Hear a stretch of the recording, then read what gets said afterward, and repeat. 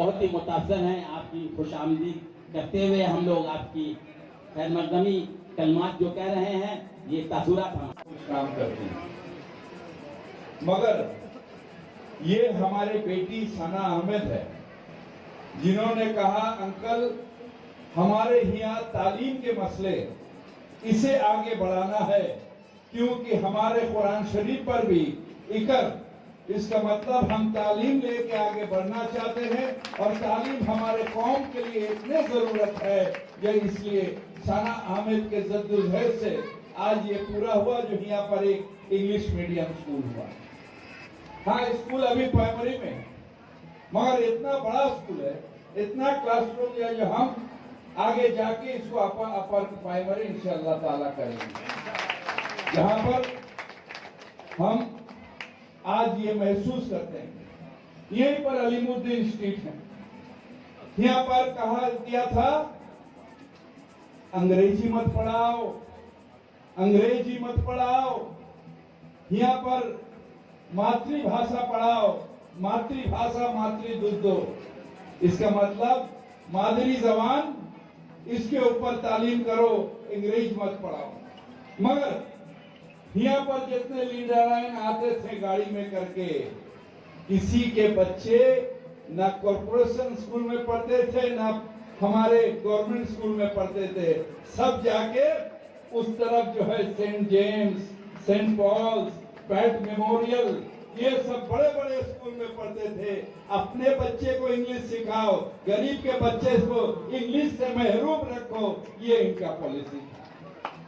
मगर हमारे गवर्नमेंट आने के बाद कहा हाँ, हमारे मादरी जबान ये हमारे लिए बहुत अहमियत रखती है, हम उर्दू नहीं छोड़ सकते हैं, हम बांग्ला नहीं छोड़ सकते हैं, मगर उसके साथ साथ इंग्लिश तालीम हमारे बच्चे को आगे बढ़ाएंगे और यही तालीम आगे जाके उसे हमारे सिर्फ हिंदुस्तान में, दुनिया में उनके पहचान होगा।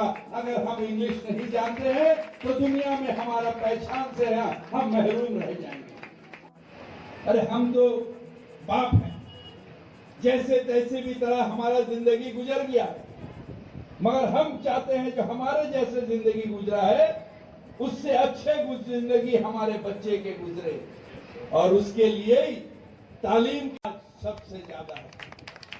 एक उर्दू मीडियम स्कूल यहाँ पर है जो मादरी जबान हमें सिखाया गया, और उसके साथ साथ इंग्लिश मीडियम है, और इंशाअल्लाह ताला वो उर्दू मीडियम स्कूल के नीचे हम लोग एक लाइब्रेरी तामील करेंगे, जहाँ पर जाके गरीब बच्चे, उनका अगर घर में जगह नहीं है तो यहाँ पर पढ़ेगी और पढ़ेगा, और यहाँ से जाके दुनिया में अपना पहचान बनाएगा।